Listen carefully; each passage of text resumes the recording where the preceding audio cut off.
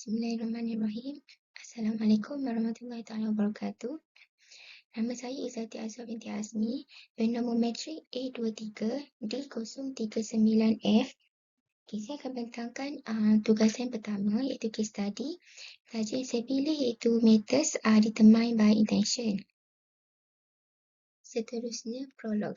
Adik, 28 years old, as accountant at Pejabat Setiausaha Kerajaan Negeri Kelantan, who is ambitious and hardworking. He lives at Kelantan. He likes to give food or donation to people in need. Sometimes he worries that his good intention will be misinterpreted by colleagues. Background or introduction. The intention of individual involved play a crucial role in shaping the legal consequences or outcomes.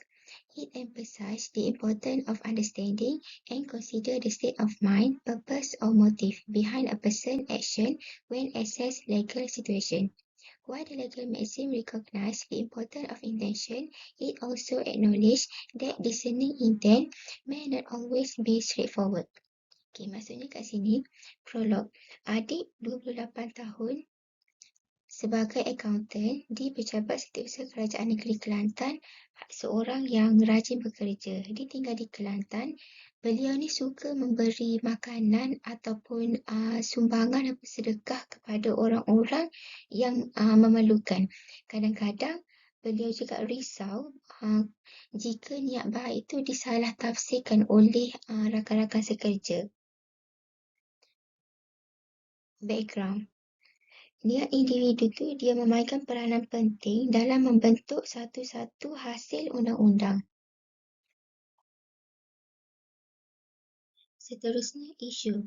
As the heart of Muslim, Adib felt a required need to do good to the people around him, especially his colleagues. He always gives charity and help his colleagues or people around him. Anyhow, he is worried if his good intentions are misinterpreted by the employer or other people. Suggestion.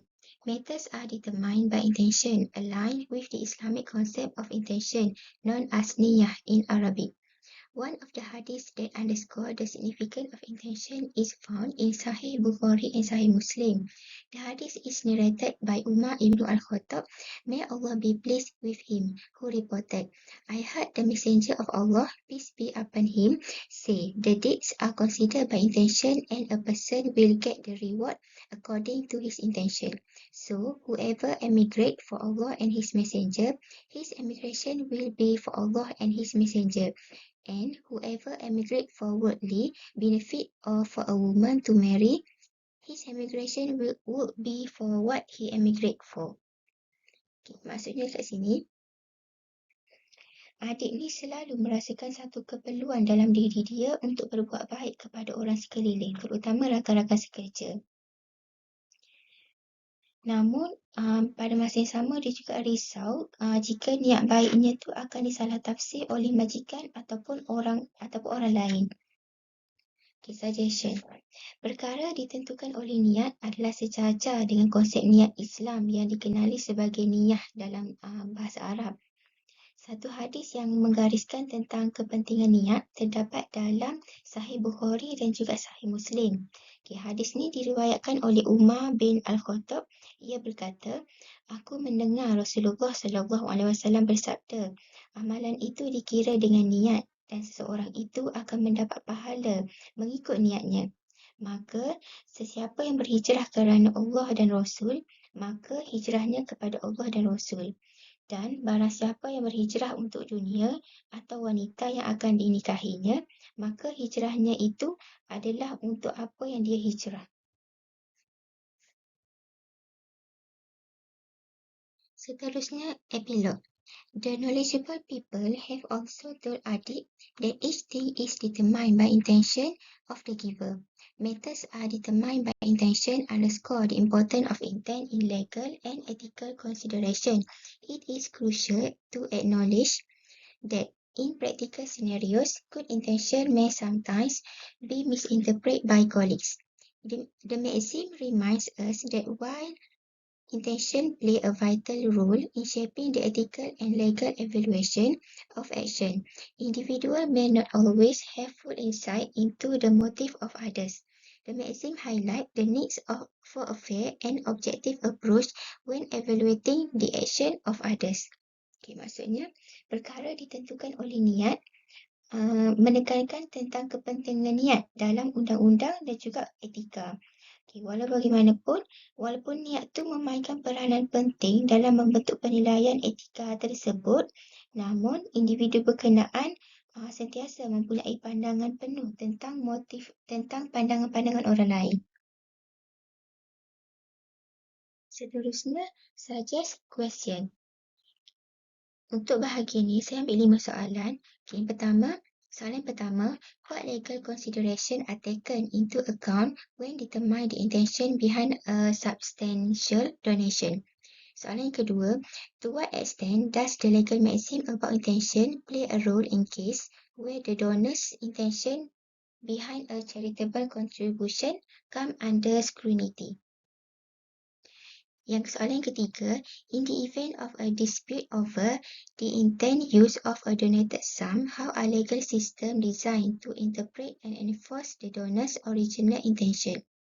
Soalan yang keempat, what legal safeguards are in place to ensure that the intention behind a donation align with the ethical standard of the organisation or cause receive the contribution?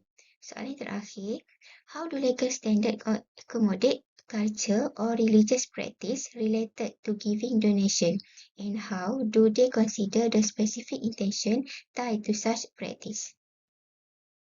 Seterusnya, the teaching notes. Okay, untuk soalan pertama, what legal consideration are taken into account when determine the intention behind a substantial donation? Okay, jawapan pertama iaitu donor intention, iaitu niat penderma. Yang kedua, pematuhan undang-undang dan juga peraturan. Yang ketiga, persepsi orang awam. Dan yang keempat, tujuan amal. Soalan yang kedua, to what extent does the legal maxim about intention play a role in case where the donor's intention behind a charitable contribution come under scrutiny? Jawapan yang pertama iaitu imply intention, iaitu niat tersirat. Yang kedua, respect donor autonomy, menghormati penderma. Dan yang ketiga, avoid speculation, mengelakkan spekulasi. Soalan yang ketiga, in the event of a dispute over the intent use of a donated sum, how are legal system designed to interpret and enforce the donor's original intention? Okay, jawapan yang pertama, prinsip niat penderma, iaitu principle of donor intent. Yang kedua, charitable trust principle, iaitu prinsip amanah amal. Dan yang keempat, involve of charitable organisation, iaitu penglibatan pertubuhan-pertubuhan kebajikan.